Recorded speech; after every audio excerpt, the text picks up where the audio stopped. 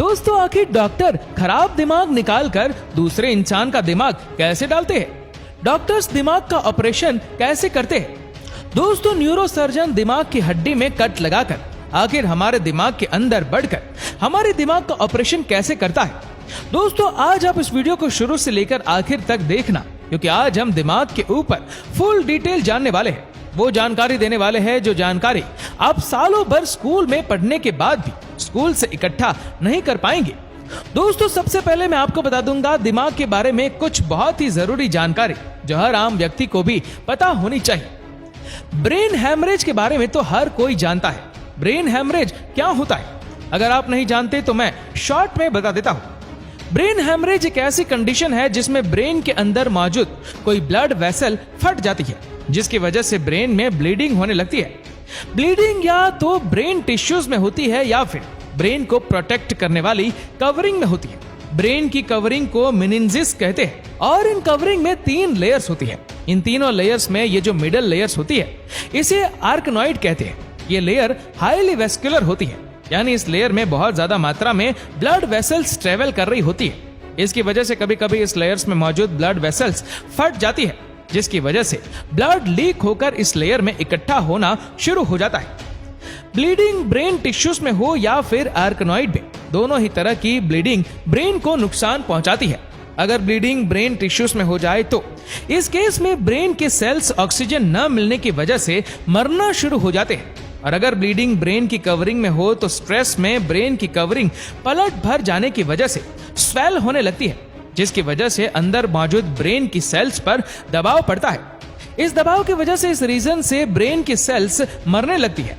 Brain में bleeding होने की बहुत सारी वजह हो सकती है, जैसे कि सर पर कोई गहरी चोट लग जाना, हाई ब्लड प्रेशर की वजह से ब्रेन की रक्त फट जाना, ब्रेन में ट्यूमर का मौजूद होना या फिर मरीज को कोई ब्लीडिंग डिसऑर्डर होना वगैरह वगैरह।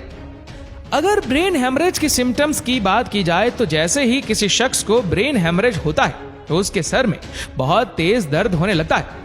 इसके अलावा मरीज देखने और बोलने में मुश्किल महसूस करने लगता है और साथ साथ जिस्म की ताकत खत्म होने लगती है। अगर ये सारे सिम्टम्स किसी शख्स में शो हो रहे हो तो उसे फौरन डॉक्टर्स के पास ले जाना चाहिए, क्योंकि अगर ब्रेन हेमरेज के ट्रीटमेंट में जरा सी भी देरी हो जाए तो पेशेंट की डेथ हो सकती है। ब्रेन हेमरेज को ट्रीटमेंट करने के लिए सबसे पहले जानना यह जरूरी है कि ब्लीडिंग ब्रेन के कौन से हिस्से में हुई है और इससे ब्रेन का कौन सा हिस्सा डैमेज हुआ है। ये सब चेक करने के लिए डॉक्टर सीटी स्कैन या फिर एमआरआई करते हैं, और जब डॉक्टर्स देख लेते हैं कि ब्लीडिंग किस हिस्से में है और कितनी है तो इसके बाद ट्रीटमेंट शुरू कर दी जाती है। तो ज्यादातर केसेस में ब्लीडिंग को निकालने के लिए सर्जरी परफॉर्म की जाती है, जिसमें पेशेंट के स्कल में सुराख कट करके ब्लड क्लॉट को ड्रोन कर लिया जाता है। ट्रीटमेंट के बाद अगर मरीज में कोई फिजिकल एबनॉर्मैलिटीज देखी जाती है, जैसे कि चलने फिरने और बोलने में मुश्किल हो, तो इसे दूर करने के लिए फिजिकल और स्पीच थेरेपी की जाती है, जिससे कि जल्द ही मरीज सेहत पा लेता है और रोजमर्रा की अपनी एक्टिविटीज सही तरीके से करने लगता है। दोस्तों अब जानते हैं ब्रेन ट्यूमर के बारे में। दोस्तों ब्रेन ट्यूमर एक ऐसी कंडीशन होती है जिसमें हमारे ब्रेन के किसी खास हिस्से के सेल्स एबनॉर्मैलिटी ग्रो करके एक एक्स्ट्रा हिस्सा बना देते हैं।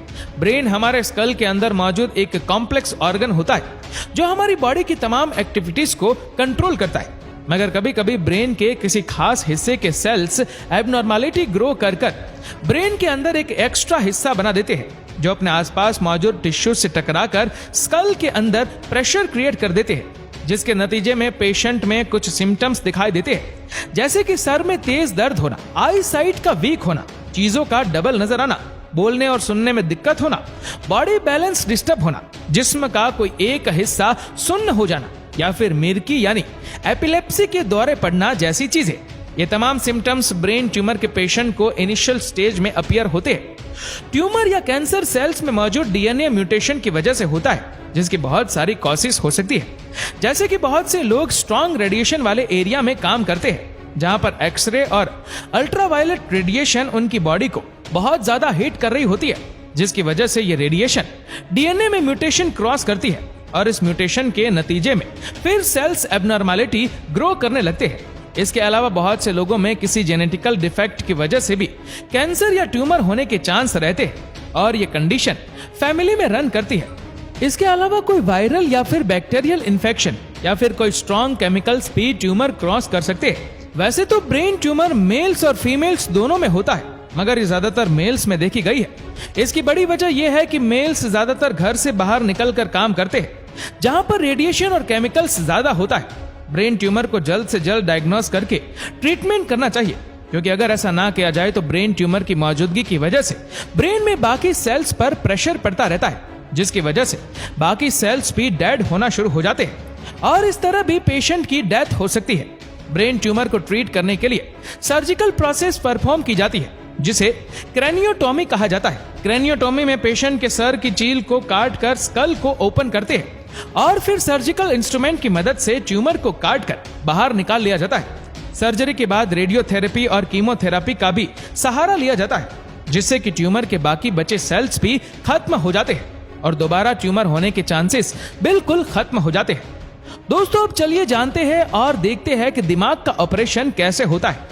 दोस्तों, हमारा दिमाग हमारी पूरी बॉडी की सबसे अहम हिस्सों में से एक हिस्सा है। दोस्तों, हमारा दिमाग कई सारे प्रोटेक्टिव लेयर्स के पीछे रहता है। अगर कहीं ये दूसरे अंगों की तरह होता तो इस पर चोट लगने का खतरा भी उतना ही ज्यादा होता। ऐसे में आपके मन में इस तरह का सवाल भी जरूर आता होगा कि जब हमारा दिमाग इतनी सारी प्रोटेक्टिव लेयर्स के बीच में सेफ रहता है, तो फिर दिमाग का ऑपरेशन कैसे हो पाता होगा। तो फिर इसी सवाल का जवाब पाने के लिए और दिमाग का पूरा ऑपरेशन कैसे होता है, ये सब देखने और जानने के लिए देखते रहिए इस वीडियो को। दोस्तों, हमारे शरीर की बनावट में सबसे ज्यादा सुरक्षा हमारे ब्रेन यानी दिमाग को ही दी गई है, यानी कि इससे कई सारे लेयर्स के नीचे बहुत ही सावधानी से रखा गया है। इन प्रोटेक्टिव लेयर्स में सबसे पहले आता है स्कल, जिसे हम आम भाषा में खोपड़ी कहते हैं। जैसा कि आप सब जानते हैं कि हमारी खोपड़ी हड्डियों से बनी होती है, जो हमारे ब्रेन को अच्छे से प्रोटेक्ट रखती है। आप समझिए, इन सब के बीच हमारा दिमाग पूरी तरह सेफ रहता है। लेकिन इसके बाद भी brain tumour, head injury, brain stroke या ब्लड प्रेशर जैसी कोई भी प्रॉब्लम आती है, तो इसके ट्रीटमेंट के लिए हमारे ब्रेन तक पहुंचना काफी मुश्किल हो जाता है और तब डॉक्टर्स दिमाग का ऑपरेशन करने के लिए मजबूर हो जाते हैं, जिसे क्रेनियोटॉमी सर्जरी कहा जाता है। क्रेनियोटॉमी वो सर्जिकल प्रोसेस है जिसके दौरान न्यूरोसर्जन दिमाग तक पहुंचने के लिए खोपड़ी से हड्डी वाला हिस्सा पहले तो निकाल देते हैं और फिर सर्जरी के बाद उसे वापस अपनी जगह पर जोड़ भी देते हैं। दोस्तों, न्यूरोसर्जन हड्डी में कट लगाने के बाद बोन फ्लैप को रिमूव कर देते हैं। दोस्तों, हमने आपको पहले ही दिमाग के ऊपर 3 लेयर्स होते हैं इनके बारे में बताया था। इन्हें हटाए बिना दिमाग तक पहुंचना डॉक्टर्स के लिए काफी मुश्किल काम होता है। इसके बाद डॉक्टर्स इंस्ट्रूमेंट की मदद से दिमाग में मौजूद ट्यूमर को हटा देते हैं या कोई दूसरी परेशानी हो उसे तुरंत ठीक कर देते हैं। एक बार जब सर्जरी पूरी हो जाए तो डॉक्टर तब सबसे अंदर की लेयर को टांकों की मदद से सील कर देते हैं। उसके ऊपर मौजूद बोन फ्लैप को मेटल शीट और स्क्रू की मदद से वापस अपनी जगह पर सेट कर दिया जाता है। ये मेटल और स्क्रू लाइफ टाइम के लिए दिमाग में फिट हो जाते हैं और सबसे आखिर में सर पर लगाए गए कट को भी टांके लगा देते हैं। एक बार जब ये सारा प्रोसेस पूरा हो जाता है तो फिर सर को पट्टियों से बांध दिया जाता है ताकि वे घाव जल्द से जल्द भर सके। तो दोस्तों, इस तरह से होता है दिमाग का ऑपरेशन। इस वीडियो के बारे में आपकी क्या राय है, नीचे कमेंट करके जरूर बताएगा। और ऐसे ही और भी अमेजिंग फैक्ट वीडियो को देखने के लिए नीचे कमेंट बॉक्स में हमारे यूट्यूब चैनल की लिंक दी गई है, उस पर क्लिक करके चैनल को सब्सक्राइब करें और बेल आइकन दबाएं ताकि हमारी हर लेटेस्ट वीडियो की अपडेट्स आपको मिलेगी सबसे पहले। धन्यवाद।